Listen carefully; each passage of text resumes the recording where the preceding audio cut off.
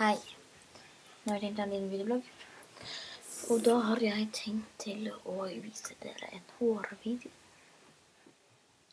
Ja, da starter jeg.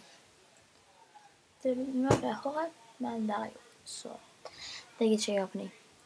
Så tar du litt hår,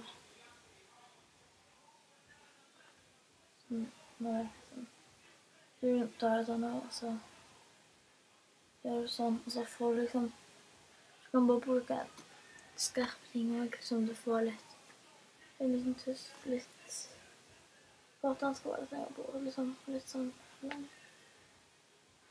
Kanskje jeg bare tar på sånn.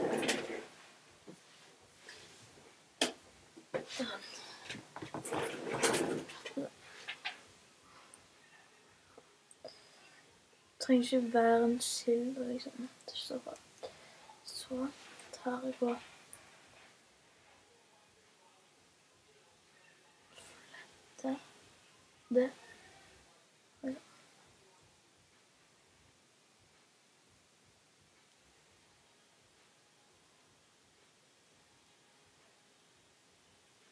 La la la la la la la la.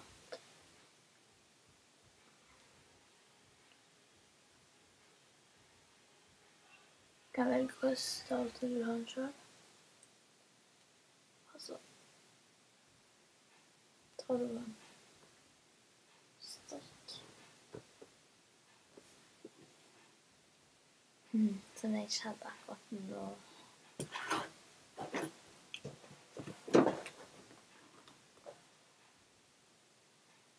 Jeg vet ikke hva det er. Nei, det var. Photo booth ready.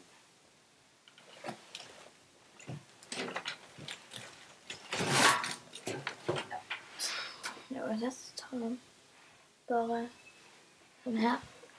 Du vet så langt du kan. Eller, det er ikke helt så langt, ja. Eller helst egentlig. Mye så jeg bruker det opp. Sånn. Så lar du det enten. Så har du sånn hva sånn har vi. Eller sånn. Eller du kan ta den liksom sånn som man kan strekke den opp sånn. Så gjør du sånn, og så gjør du sånn her.